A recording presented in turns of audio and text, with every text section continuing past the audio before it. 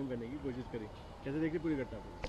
मुझे ऐसा लगता है कि अगर आप सरकार में हैं तो आपकी तीखी आलोचना भी होगी, और तीखी आलोचना की बात तो खुद प्रधानमंत्री मोदी करते हैं, तो वो ये थोड़ा सा ज्ञान शिंदे जी को और उनके जो जाहिल लोग हैं उनको क्यों नहीं देते हैं? किसी का जाके ऑफिस ध्वस्त कर देना, बुलडोजर चला देना, ये कहाँ का न्याय है? क्या ये कानून व्यवस्था है महाराष्ट्र की? और उसके बाद फोन करके धमका रहे हैं, ये पूछ रहे हैं कैसे तमिलनाडु। मुझे ऐसा लगता है कि लोकतंत्र में बोलने की आजादी है।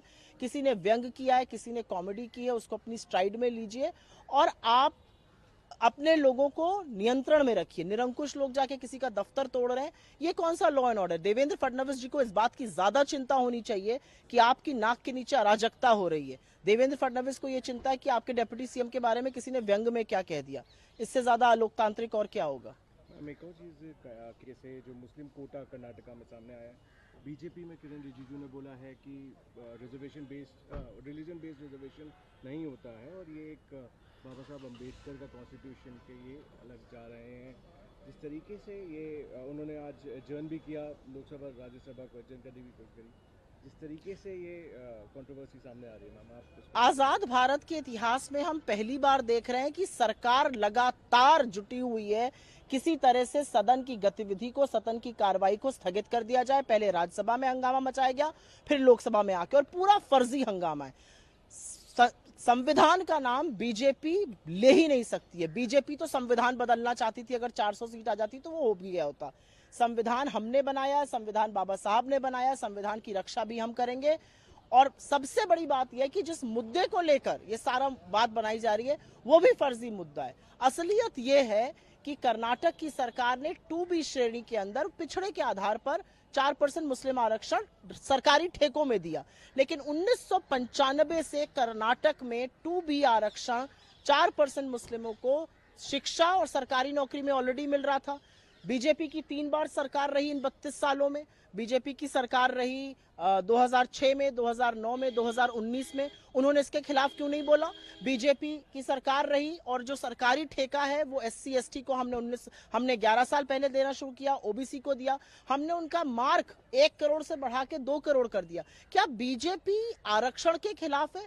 पिछड़ों को आरक्षण मिल रहा है, दलितों को मिल रहा है, आदिवासियों को मिल रहा है, इससे बीजेपी को क्या चढ़े? आज भी 17% रिजर्वेशन दलितों के लिए है, पिछड़ों के लिए, ST के लिए है।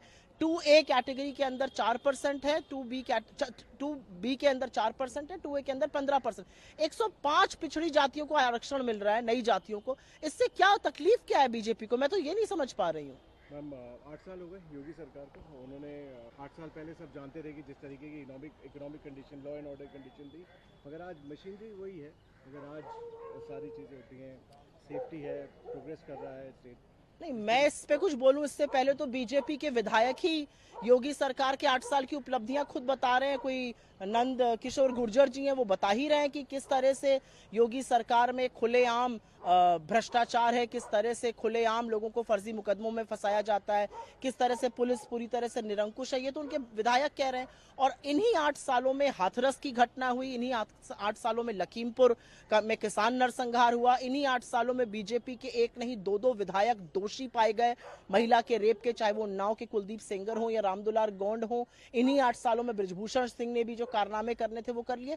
किन 8 सालों की बात कर रहे हैं योगी जी? मैं ये जानना चाहती हूँ। वो 8 साल जिसमें आपको अपने बच्चों को इजराइल के युद्ध क्षेत्र भेजना पड़ रहा है क्योंकि यूपी की सरकार नौकरियां नहीं दे पा रही है। आखिरी प्रश्न होगा मैम, जिस तरीके से जुडिशरी में यशवंत है, जुडिशियल वर्क को लेके दिल्ली हाईकोर्ट ने ये इशू किया है सर्कुलर, इन हाउस इंक्वायरी भी चल रही है, मगर मुझे ऐसा लगता है कि एक जज के यहाँ इतना ज्यादा पैसा पाया जाना अपने आप में एक बहुत ही चिंता का विषय है।